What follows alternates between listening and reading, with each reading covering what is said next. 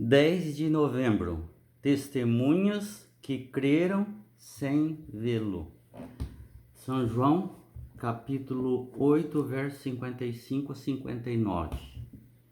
Entretanto, vós não o tendes conhecido, o Pai. Eu, porém, o conheço. Se eu disser que não o conheço, serei como vós, mentirosos. Mas eu o conheço e guardo a sua palavra.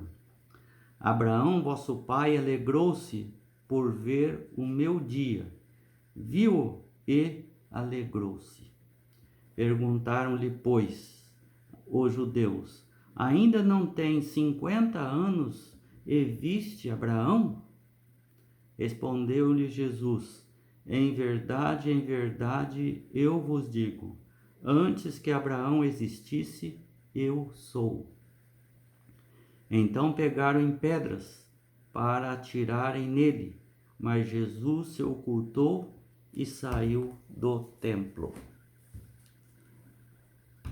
João procura resgatar uma testemunha que já não vivia, não está no céu, apenas morreu, e que testemunhou, e é a testemunha importantíssima para a revelação de que Jesus é o Messias. Todos os judeus, desde o tempo dos hebreus, já acreditavam em Abraão. Abraão é muito respeitado entre os judeus, não só entre os judeus, mas outras nações, em outras religiões também. Então Jesus dá também essa testemunha como aquele que vai confirmar a sua divindade, de que ele é o Messias. Então nós vimos ontem uma série de pessoas, diferentes culturas, diferentes pessoas em suas etnias, em sua situação cultural, sociológica e até financeira, que testemunharam de Jesus, afirmando ser ele o Messias. E Pilatos, de uma forma jocosa, até disse que este é o vosso rei. Mas sem ele saber, ele estava falando a verdade. Agora Jesus procura algo que eles criam, não tinha dúvida nenhuma, que era Abraão, para trazer à mente deles de que Abraão se alegrou por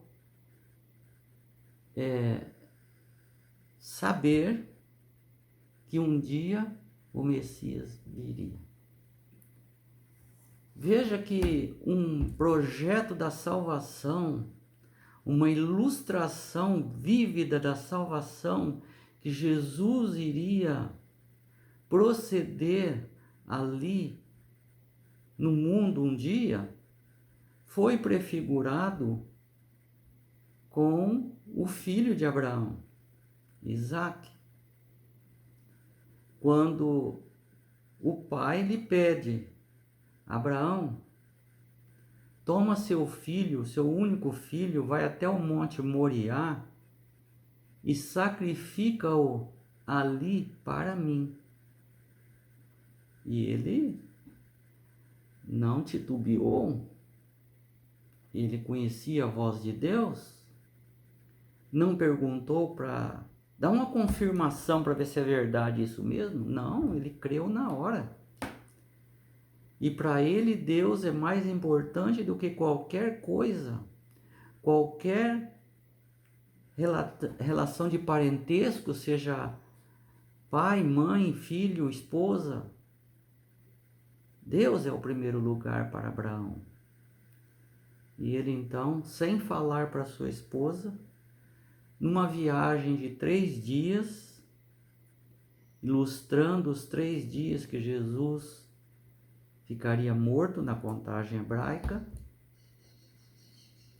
Ele foi até o Monte Moriá com alguns dos seus servos. E veja a fé que ele tinha. Ele estava disposto a matar seu filho e a matar o filho. Mas também ele tinha fé suficiente para,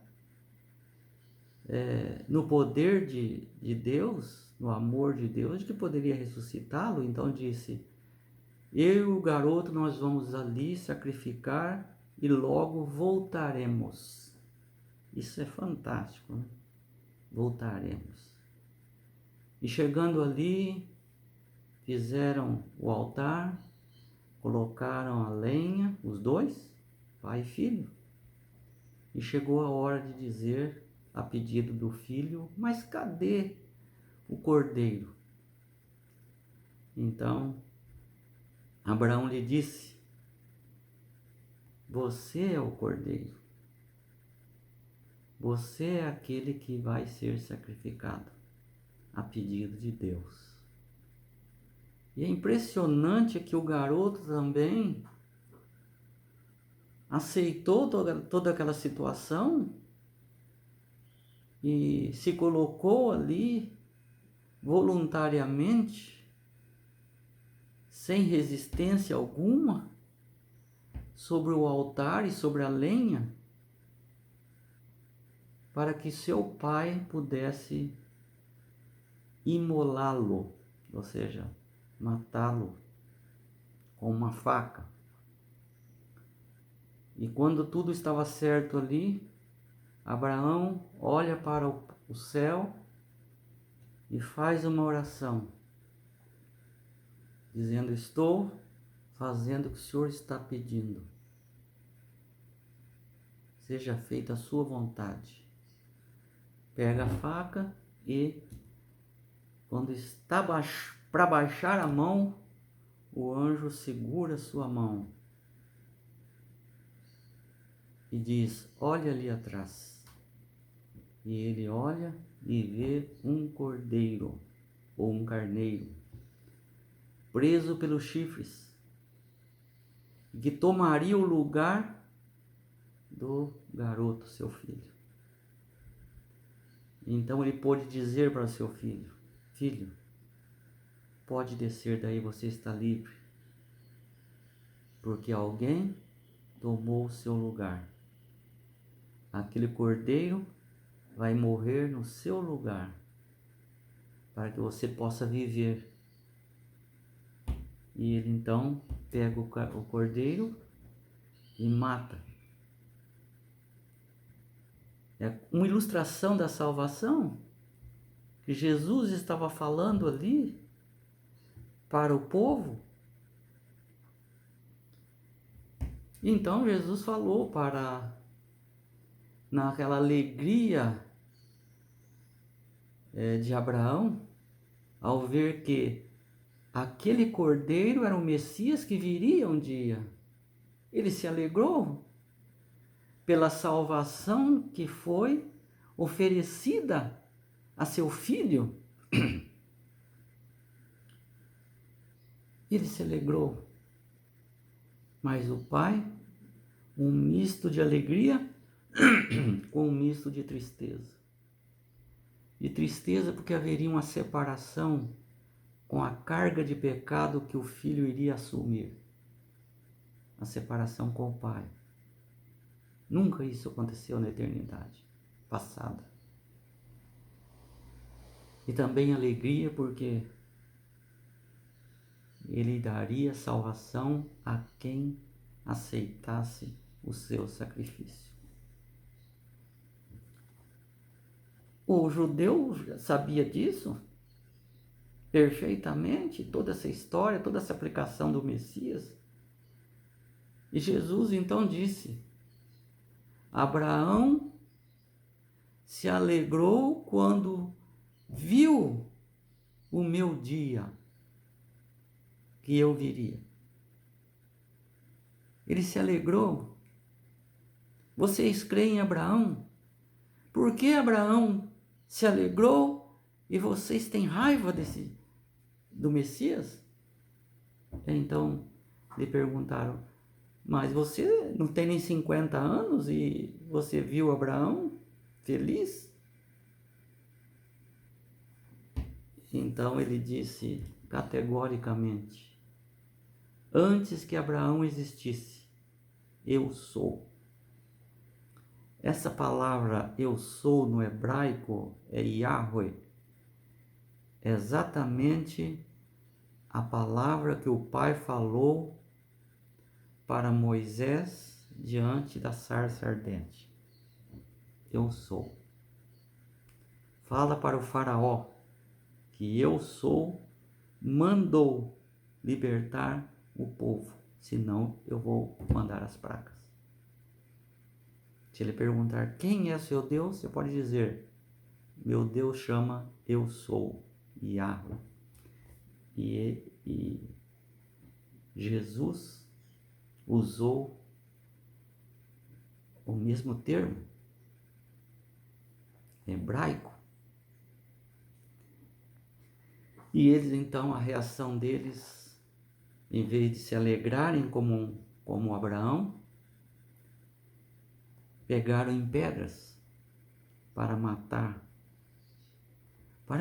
Jesus.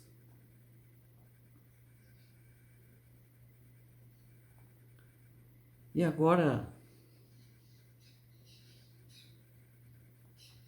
nós podemos meditar em Romanos 4, de 1 a 5. Romanos 4, de 1 a 5, fala que a salvação vem através da fé. E a salvação para Abraão veio por meio da fé. A fé levou ele a praticar as obras, que é sacrificar o filho. Mas sem a fé é impossível agradar a Deus.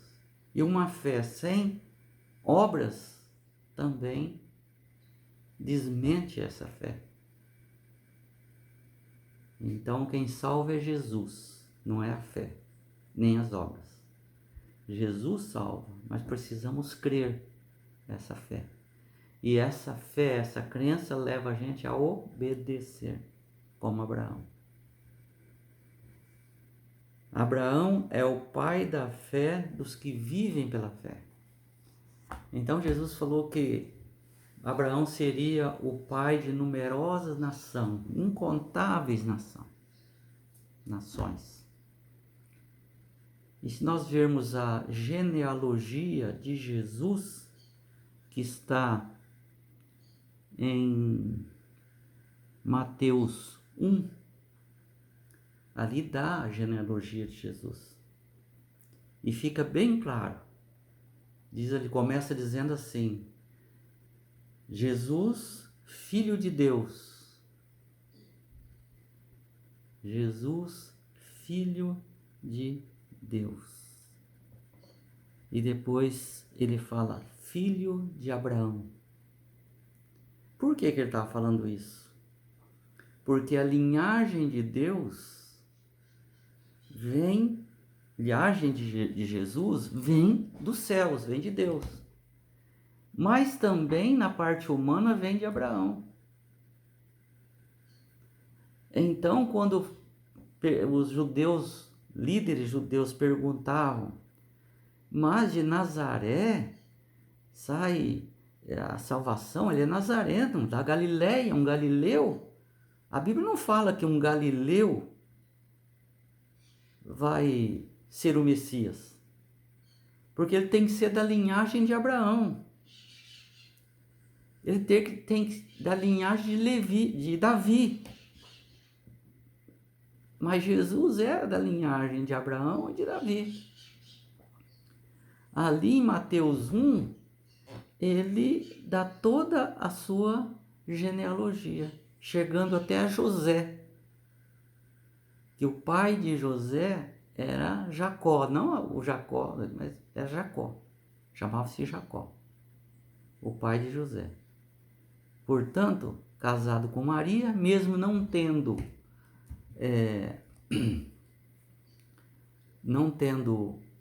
a participação efetiva no nascimento de Jesus, José, ele era o pai de Jesus, humano. E Maria não se contava genealogia de mulher, só de homem. Portanto, Jesus nasceu numa família descendente de Abraão e de Davi. Não importa a cidade que estava, se era na Galileia, se era na Judéia, ele cumpriu a profecia. E os fariseus e os saduceus ignoravam esse detalhe por preconceito de um homem simples e que não correspondia às suas expectativas, mas às expectativas do Pai. Então Jesus deixou bem claro que essa testemunha, que era Abraão, confirmava a sua messianidade.